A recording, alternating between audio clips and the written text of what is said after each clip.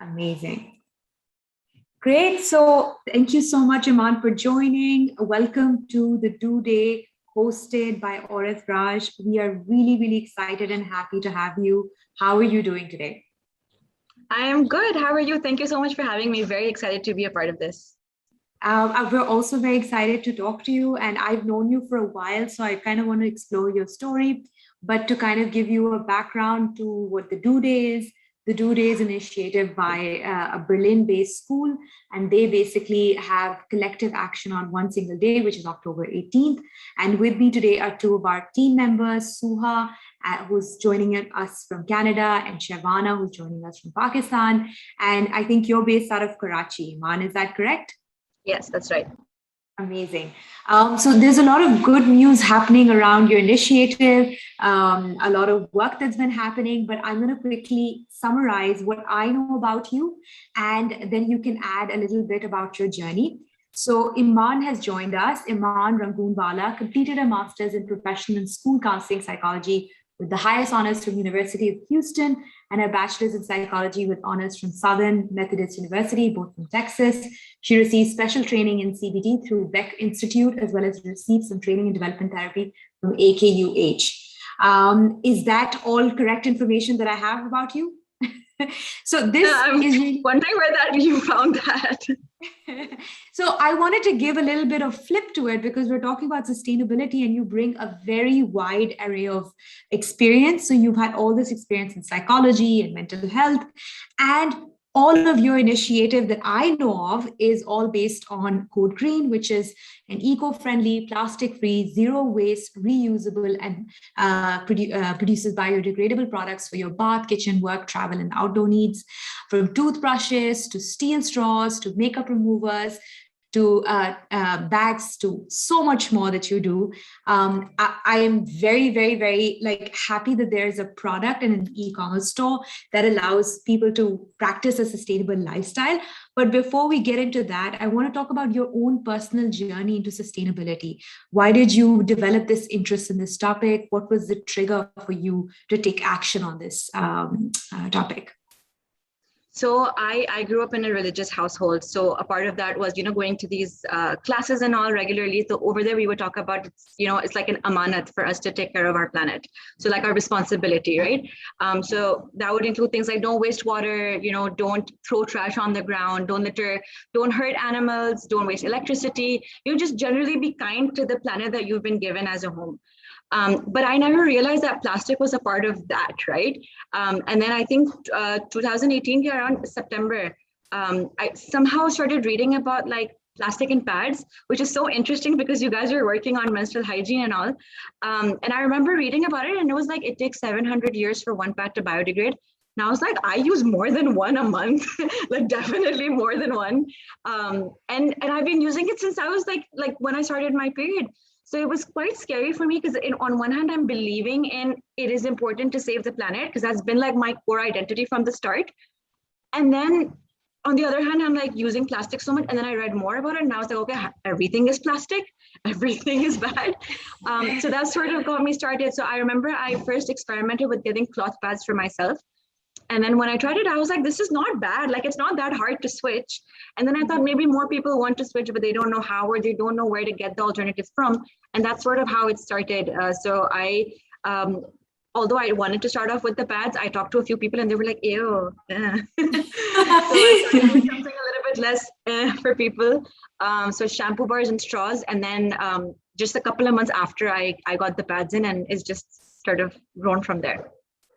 Wow, and now you have a whole range of products. And I just wanted to quickly also add that I was reading that you're also part of She Loves Tech Pakistan, and where you're representing Code Green. Is that also correct? Yeah, we just had the final local rounds yesterday and outclass won. Very well deserved. Yeah, but also the fact that you're representing the tech space as well, which is so many important things that we're doing, like digital and tech and sustainability, climate change. They're very, very important topics. And I love that you kind of, combine all of that. But I want to talk about like the challenges of starting this lifestyle. So, you're very pumped up. You already know that reproductive health products are really impacting the environment, and especially around the plastic. I mean, I think the first period product that I use has still not disintegrated. So for me, this is also really, really alarming. But then, okay, now you're triggered. You want to take action. Now, what are the roadblocks that you come across? Some of the roadblocks you remove by creating the products yourself. But what if there are no products or no alternatives available? What do you do? So my starting point was to see where I can source products from, because I mean, I was funding this with my own savings and I wasn't really sure how to start to like create products myself. So, but then again, there's that whole argument of if you're importing products, then there's that carbon footprint associated with that. So you try to work around that as well. And then there's the financial issue with that as well, because, you have to pay import taxes and then sometimes you just go crazy with it. So sort of figuring that out and then making sure that we're not greenwashing, because a lot of companies do greenwash. They pretend like their products are sustainable when they're really not. So, trying to find that right fit, I think that was like a bigger struggle than anything. When it came to like figuring out the product range, especially. And then when you started building your own products, this is where we're at. Like, this is one of our first, I would say, physical product that we're building. Yeah.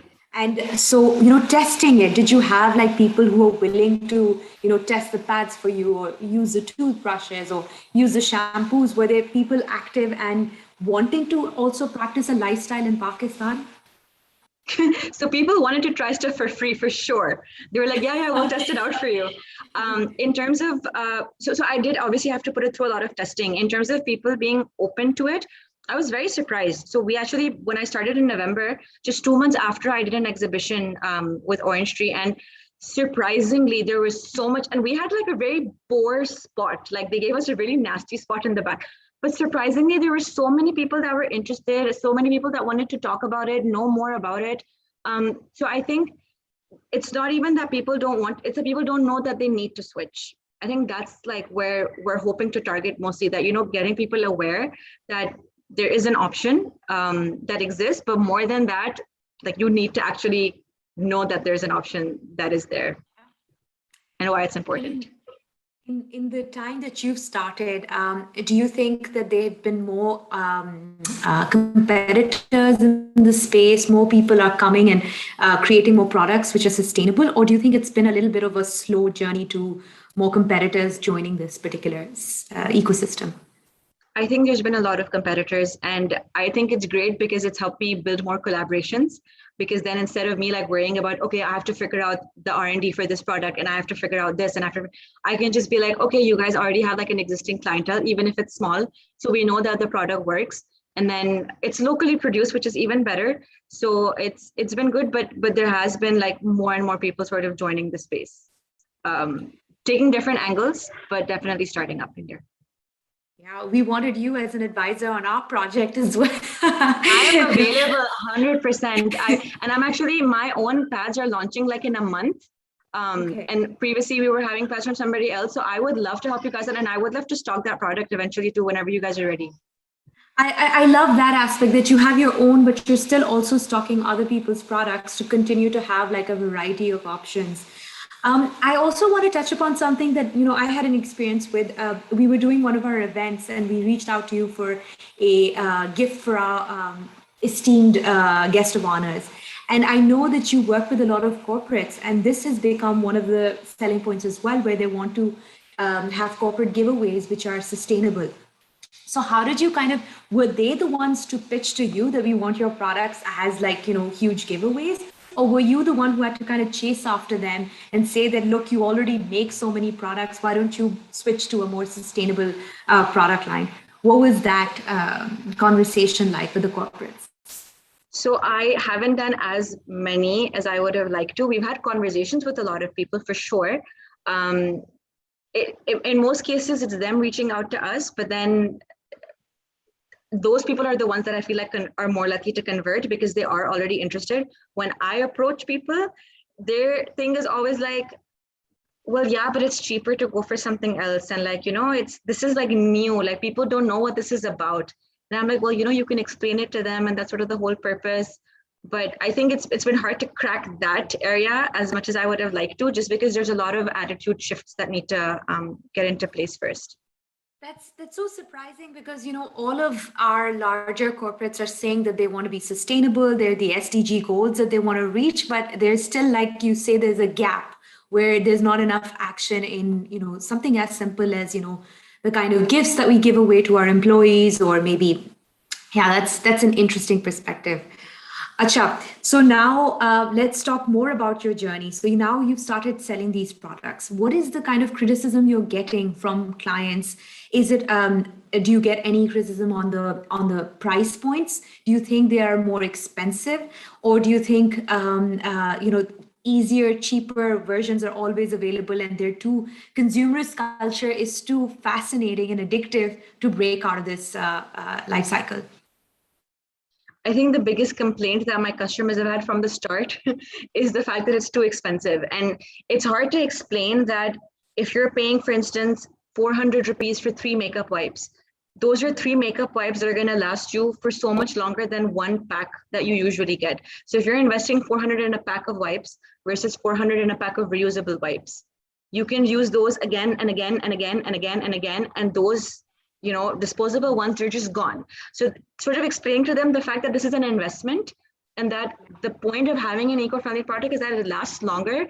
That is, I think, where we have a bit of a hard time, because they're like, well, if you're being eco-friendly and you want us to switch to make it cheaper.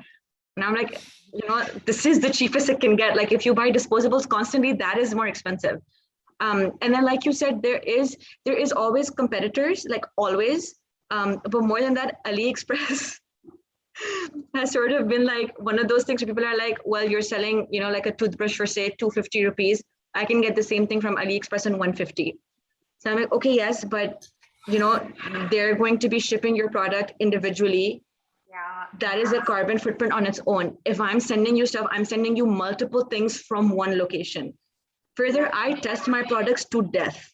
Like if it's a product that I'm stocking, especially that's my own, I will make sure that I have certification for it. I will make sure that I have proof that it's okay. Like I will go crazy into it.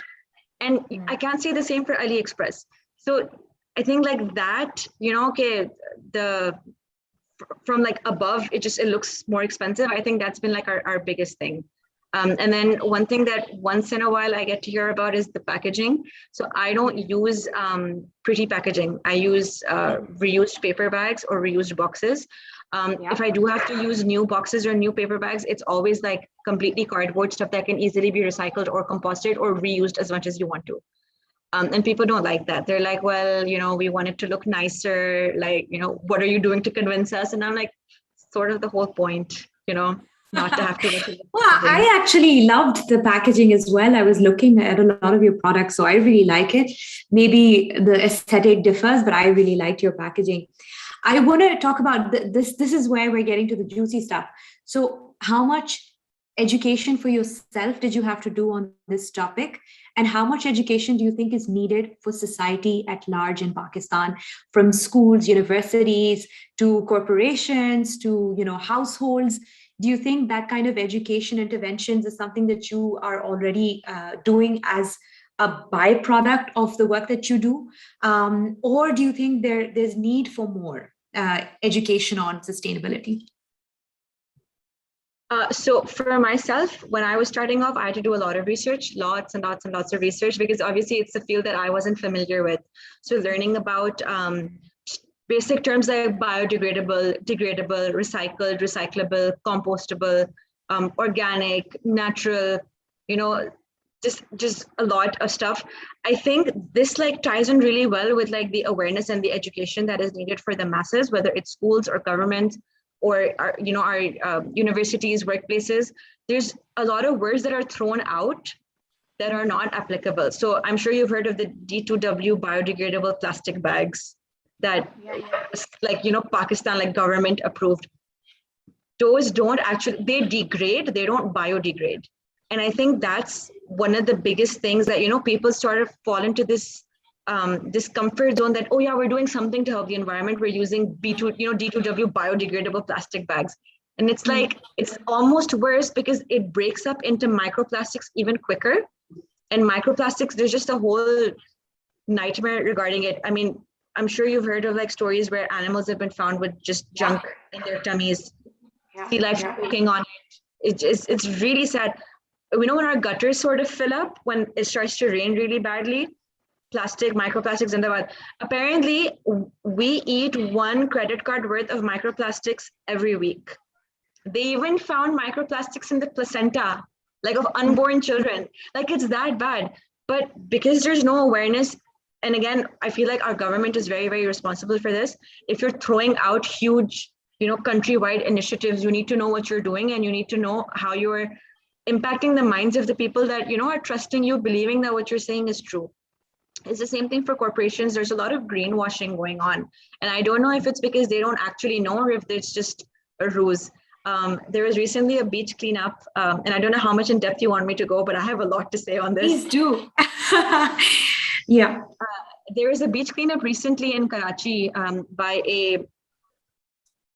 the biggest plastic polluter in the world. I'm not going to name drop, but the biggest. And they, it was like a full PR event. They called a bunch of people that, okay, we're going to clean up the beaches. The trash bags were made of plastic. The gloves were single-use plastic. And then they were giving out their drinks in their plastic bottles. And everybody was posing in their color-coordinated outfits.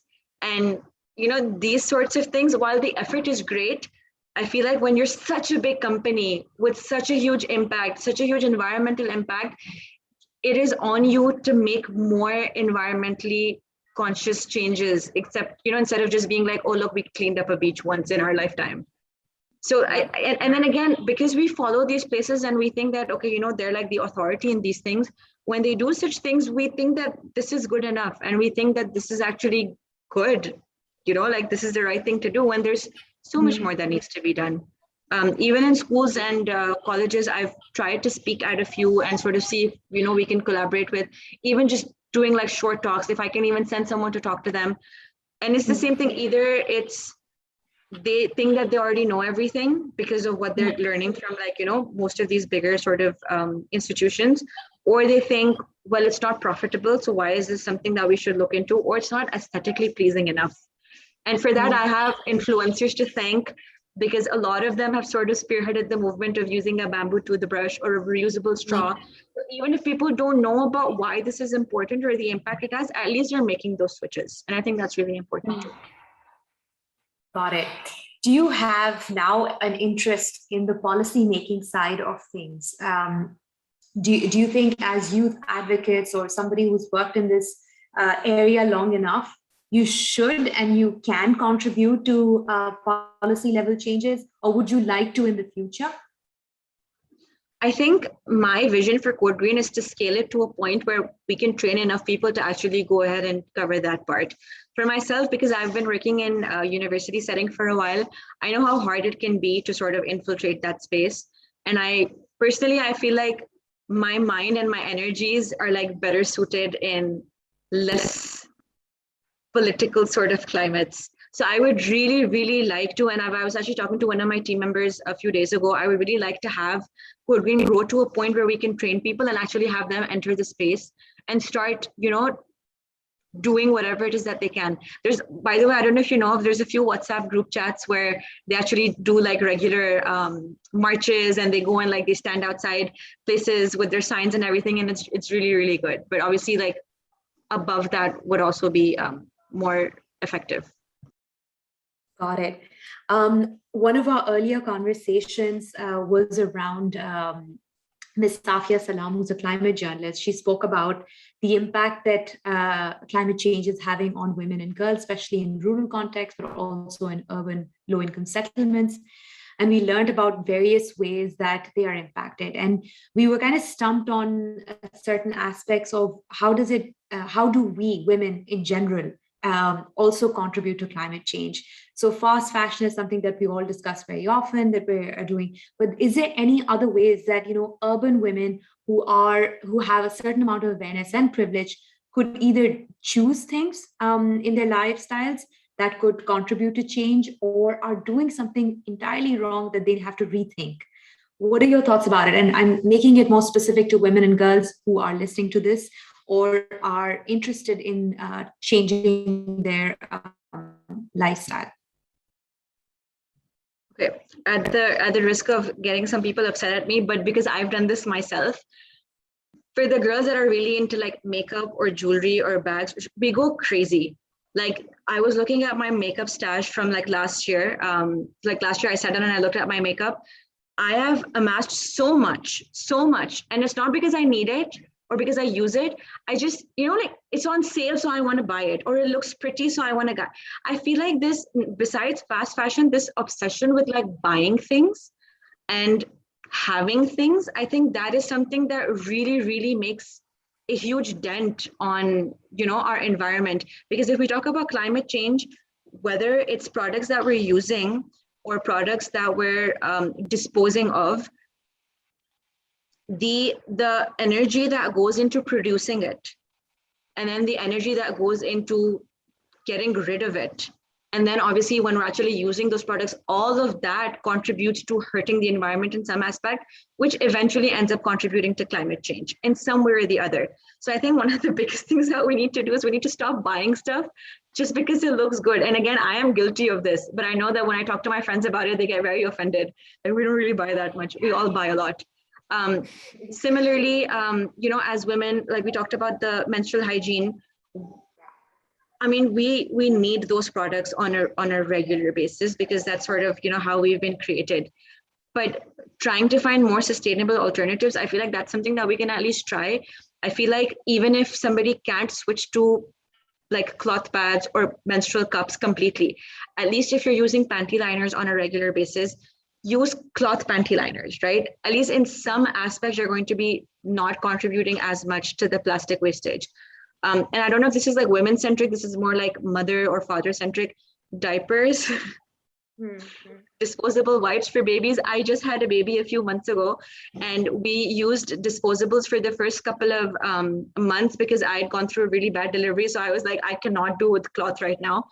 But we got rid of so many diapers. Like later when I was looking at it, when I was in a better headspace, I was like, what the heck have I done? And then we immediately switched to cloth, and all of our wipes are cloth wipes, and then our liners are cloth.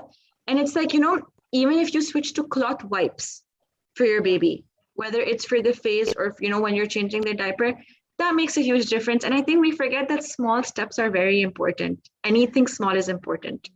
And then the last thing that I would say for that is when we're using cosmetics, being more conscious in the types of skincare or cosmetics that we use, that can also be really helpful.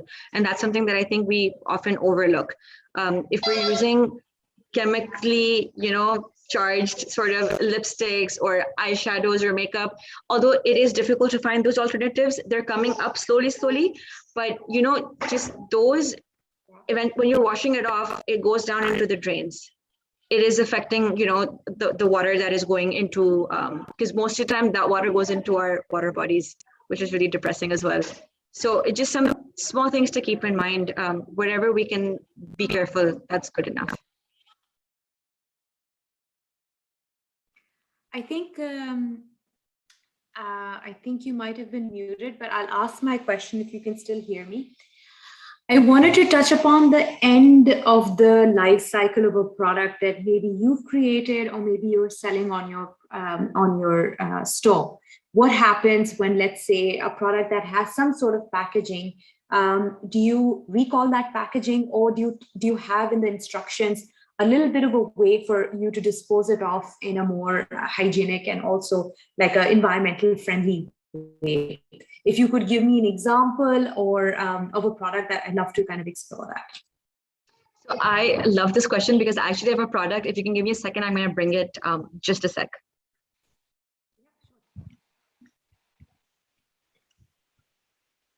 I'm so convinced to start my sustainable lifestyle. Throw away my toothbrush. It's so easy, and my mom has been like my biggest inspiration because she wasn't as conscious either. And then when I started doing Code Green stuff, she went all out. Like she gets her milk in her own containers. She will get yogurt in her own containers. We went out for anda paratha yesterday, and she brought her own cups. She was like, we're going to take our own cups just in case we need to take them home. She literally takes a whole bag with like cloth bags, boxes, everything. When we went for dinner a few weeks ago, she got all of the leftovers in her own box. She was like, yeah, why are we gonna ask them for their boxes? And I was like, oh my gosh, there's so much ahead. So this is one product that I individually package. I'm actually going to get rid of my background and you guys can see my fun stairs. So this is one product that we stock that's actually individually packaged. Most of my products are not individually wrapped because I don't see the point of it. So we ship them naked. So you just go in the box with everything else. So this toothbrush, it has instructions on the back.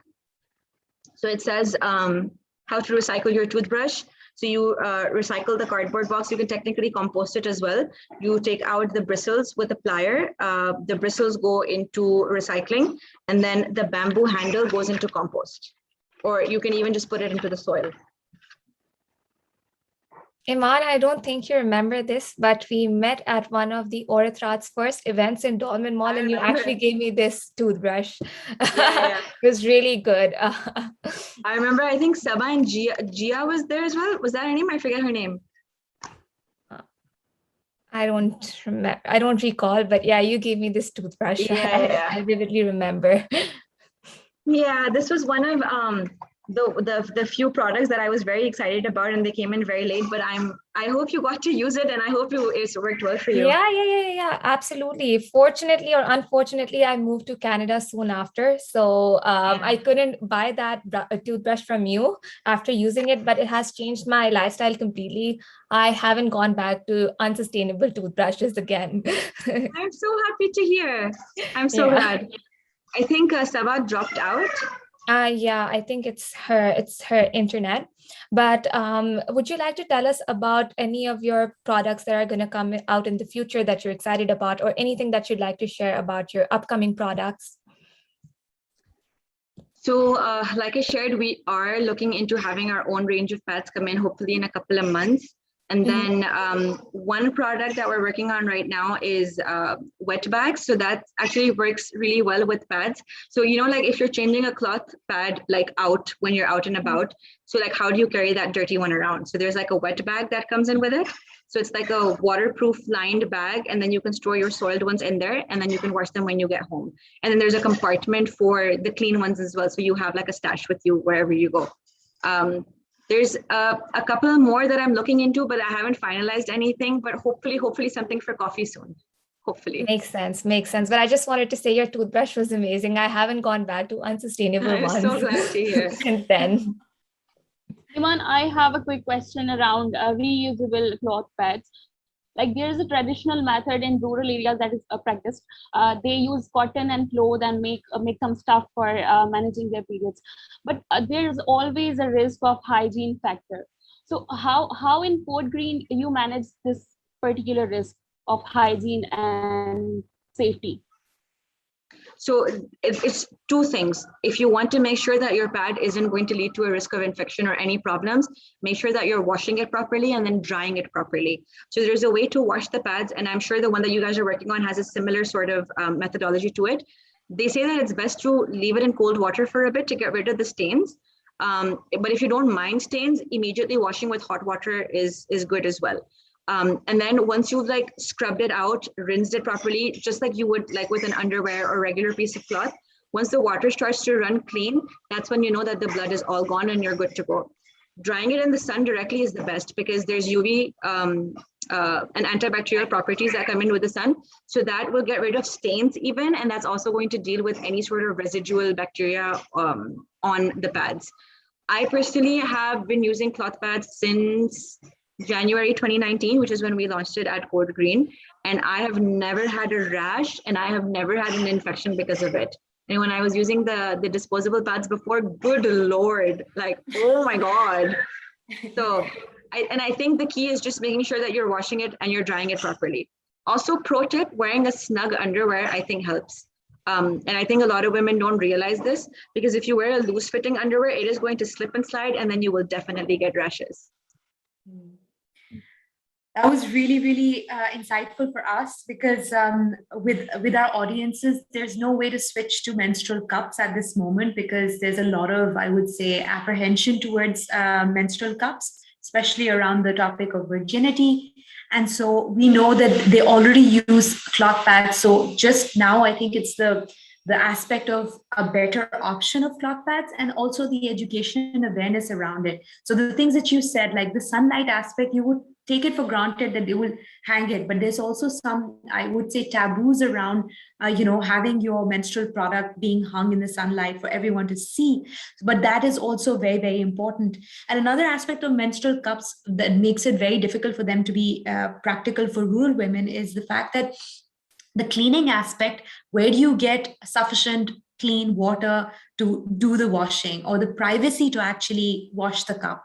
So sometimes, even if you want to switch to a sustainable lifestyle, you just don't have the option to do it. And so you have to come up with that kind of lifestyle switch, which might be a little bit better than the old option. However, of course, we're not at the ideal that we all should be. I also still wear sanitary napkins, and I've been so afraid to make the switch myself. And I think this is something that I will also kind of take from you, that if you've done it for so many years and it's never had a rash or anything, maybe it's time that I also kind of make that switch. Once our prototypes are ready, I will be the first ones to test them out. I wanted to quickly check with Suha and Shabana if you guys have any questions. I'm a little shaky here with my internet, so I'll let you guys ask some questions. I just want to mention one thing. So the amount of water that you need for menstrual cups is actually much less than you need for pads. I understand the issues that women in rural areas have, but for those that are watching that might actually be considering switching to cups, so much more less. The only issue with that is I think you need to like boil it between like every time that you use it. And it's scary, definitely, unless you're comfortable with tampons. Otherwise, it's so scary to insert. Yeah, exactly. The boiling aspect and the privacy aspect, to have that kind of space to do all of this. It's sometimes, there's open defecation, and also like going into like maybe a field to actually change your menstrual product. So that makes it very difficult for them to have this option. But yes, definitely less water use. Suha, I think you wanted to ask a quick question. Go for it. Yeah, so a couple of days ago, we were having a sex education class in my university. And before my friend could ask this question, our session had ended, or my internet went choppy, so I couldn't hear the answer to that question. And I'd really like your insight on this. Do you have to use a detergent while you're washing your reusable cloth pads, or is just clean water enough? I know this might sound a stupid question, but no, not stupid at all. I would definitely recommend detergent, because it's sort of like if you drop food on your clothes, or if like a baby pees on you, I mean, just water isn't good enough, right? Because while, I mean, period blood isn't dirty per se, as we've been conditioned to believe, I mean, it's still excretion from your body, and there are certain infections that can arise if they're not washed with everything completely out.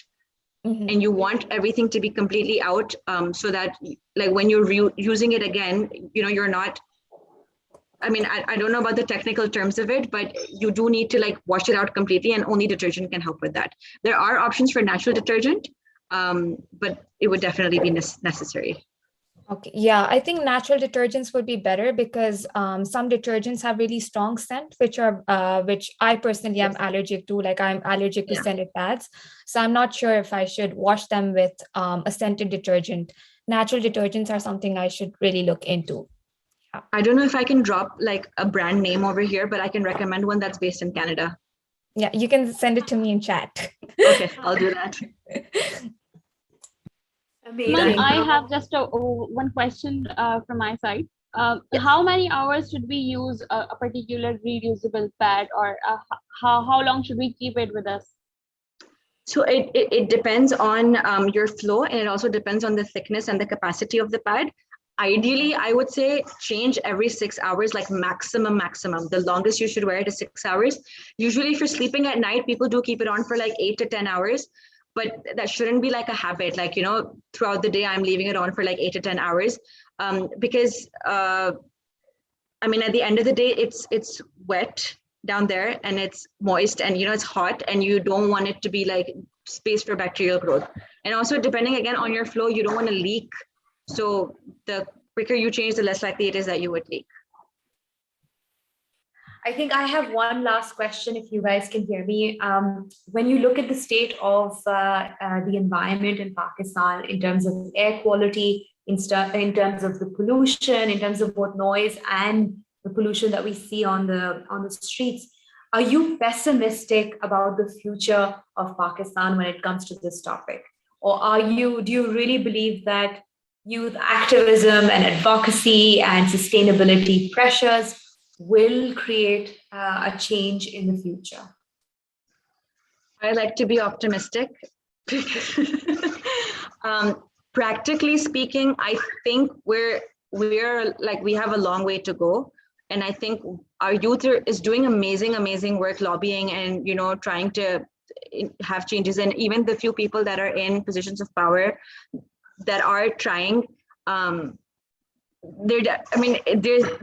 there's a lot that needs to be done, and it needs to be a very strategic sort of effort. And I'm not hopeful for our government being a part of that, because I feel like there's just so much going on there that needs to be fixed first. But I am confident that our youth and our moms especially, because I feel like with the moms that I've spoken to over the last few years, they're very motivated to be kind to the planet, because they're like, we're leaving a world behind for our kids. So I feel like I can't rely on the government, but I can rely on our people. And I think even though it might take a while, I think we'll head towards something good. Amazing. I think on that note, if there are no more questions, we will close the session. And thank you, Emaan. Like, you're an inspiration to us. You make us want to be better people and choose a sustainable lifestyle. And I'm so proud of your journey and like the growth that you've had over the years. And it's really just so good to connect again. And hopefully we'll be in touch for advice and support, and and reach out to us whenever you need us. Absolutely. Thank you so much for having me. And honestly, like the first time I met you was when you guys had that event. And I remember I came back to my mom and I was like, Mom, there's this girl, Sabah, and she's doing such amazing work. And I can't wait to like be like her and learn like her and everything. My mom was like, okay, yeah, inshallah, you'll get there. So I actually been stalking you for quite a while since then. Oh, no, I think you're an absolute sensation. You're doing such amazing work. I'd love to be in the space that you're at. And I'm trying to slowly and gradually kind of bring these two areas together, reproductive health and sustainability. I think there is a deep connect, and hopefully we will do more educational awareness around this topic. And just to end on a note that we're very proud of, our rural women today are going to take a lot of actions, and we're going to be sharing pictures from those actions. Some of them are going to be recycling, upcycling, they're planting trees, they're doing a lot of different things. They're sending us pictures on our WhatsApp groups. So I'll be sharing those with you. Please also share with the world, because these are women who are, they're unstoppable. They don't care about circumstances, they care about action. And so, I'd love to share that with Code Green. So absolutely, I'll share it forward. I'm so proud of the work you guys are doing, and I'm so inspired by everybody. Thank you so much.